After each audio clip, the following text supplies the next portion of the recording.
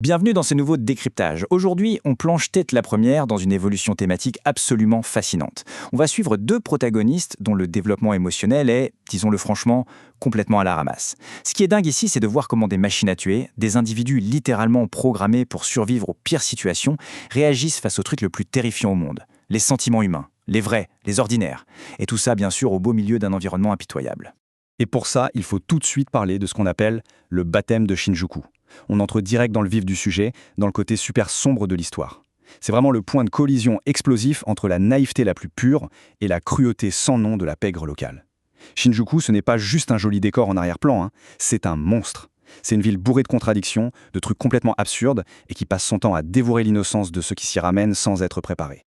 Première partie, le baptême de Shinjuku, avec la grosse mésaventure de Shin-Hong. On braque les projecteurs sur Shin-Hong. Le pauvre, il est rempli de bonnes intentions. Il veut juste bien faire avec son tout premier salaire et ça tourne au désastre monumental. L'ironie dramatique est juste parfaite ici. D'un côté, on a ses attentes qui sont presque touchantes.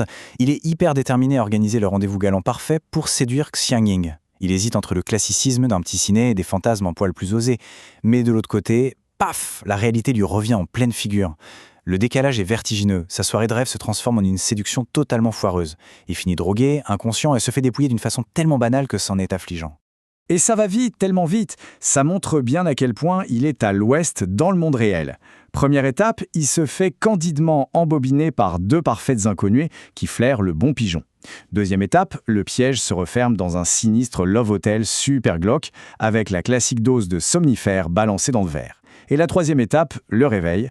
Pathétique, il a plus un sou et surtout il a perdu absolument toutes ses illusions sur le romantisme urbain. Un vrai baptême du feu. Franchement, ça frise le comique de répétition tellement la malchance s'acharne sur lui. Mais bon, au beau milieu de cette humiliation totale, il y a quand même une petite lueur d'espoir. In extremis, il arrive à sauver le plus important, son cadeau.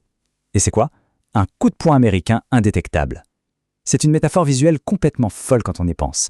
Un bout de métal taillé pour la bagarre de rue, complètement abîmé par la pluie, qui devient soudainement la preuve ultime d'une affection protectrice hyper sincère. Et le truc qui change vraiment la donne émotionnelle, c'est que cette petite attention, même si elle est super brutale, elle est authentiquement appréciée à sa juste valeur par Xiangying. On passe à la suite avec le retour du code XYZ et un coup du sort complètement dingue.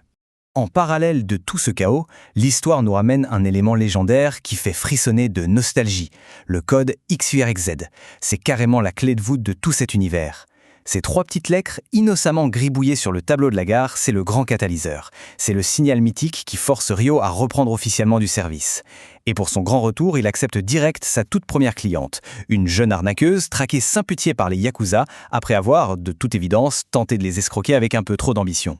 Mais attention, le bordel ambiant de Shinjuku obéit quand même à une certaine logique, une ironie cosmique vachement cruelle.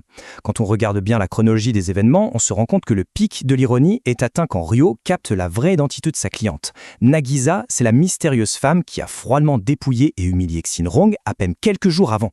Donc le client vulnérable qu'il faut à tout prix sauver de la mort, c'est littéralement le bourreau du pauvre jeune homme. Une coïncidence absolument faramineuse qui vient emmêler tous les destins. Troisième point de notre analyse, une jalousie dévastatrice et une réaction explosive. On se tourne maintenant vers Xiangying. Ça nous permet de voir un contraste hallucinant entre sa froideur robotique habituelle et ce qui va déclencher une vraie tempête en elle. Imaginez un peu la tension psychologique de la scène. Nagisa est là, en train de rigoler ouvertement de sa propre arnaque. Elle raconte avec une légèreté, un petit côté cruel, à quel point Shin-Hong était un pigeon naïf. Mais le très gros problème, et c'est sûrement le pire timing de l'histoire de l'humanité pour s'en vanter, c'est qu'elle ignore totalement que Xiangying écoute tout depuis la pièce d'à côté. Cette moquerie super légère vient taper avec une précision chirurgicale sur le nerf le plus sensible de la jeune fille. Et là, on voit à quel point une jalousie profondément refoulée peut faire des dégâts. Xiangying n'est pas juste vexée, elle est littéralement révoltée par les pulsions de Shin-Hong. Elle se fait engloutir par une colère super froide, une rage glaciale. Et visuellement, c'est épique. Elle fusionne on ne sait comment avec l'aura protectrice de Kaori. L'intensité de son émotion devient tellement dévastatrice qu'elle fait littéralement exploser les épaisses vitres pare-balles du fameux café Katsai. Bim! Rien que ça. On peut dire que la nouvelle vie de la famille Seiba redémarre sur un rythme bien cataclysmique. On attaque la dernière ligne droite avec le paradoxe de l'assassin, la logique contre l'émotion. C'est précisément pendant la mission de protection finale que le conflit interne de Xiangying prend tout son sens. C'est une vraie guerre silencieuse entre son conditionnement militaire et son humanité. D'un côté, on a l'identité numéro 27, la machine implacable qui refuse catégoriquement d'utiliser un transport jugé trop vulnérable et qui rappelle de façon hyper rationnelle qu'elle n'a reçu aucune directive officielle pour protéger la vie de sa cliente. Fin de la discussion. Mais de l'autre côté, la vraie Xiangying s'éveille. Face à une embuscade brutale des Yakuza, c'est un instinct de protection fulgurant qui prend le volant. Elle neutralise les agresseurs avec une violence inouïe, en totale contradiction avec son absence d'ordre. C'est redoutablement fascinant. Et tout ça se termine sur un quiproquo émotionnel magnifique. Après le tumulte et la tempête de violence, Nagisa est évidemment bouleversée. Elle est tellement reconnaissante de ce sauvetage brutal mais indéniablement héroïque qu'elle fait un truc complètement inattendu pour ce milieu. Elle offre spontanément son amitié à la jeune assassin. Une vraie gratitude de fond du cœur. Et c'est là que le cerveau si bien huilé de Zhang Xing fait un écran bleu. Crash System. Elle se retrouve face à une simple offre d'amitié et ça la plonge dans une confusion insondable. Elle est foncièrement incapable d'assimiler par quelle logique une action qu'elle classifie froidement comme étant hors mission a pu créer un tel niveau d'attachement humain. À travers ses yeux d'assassin déprogrammé, forcée d'analyser une logique émotionnelle qui lui échappe totalement, la ville de Shinjuku s'affirme définitivement comme un gigantesque océan d'absurdités insaisissables. Alors pour conclure ce décryptage, il y a une vraie question de fond qui s'impose pour la suite. Est-ce que toutes ces absurdités de Shinjuku vont finir par humaniser Xiangying ou est-ce qu'elles vont la détruire?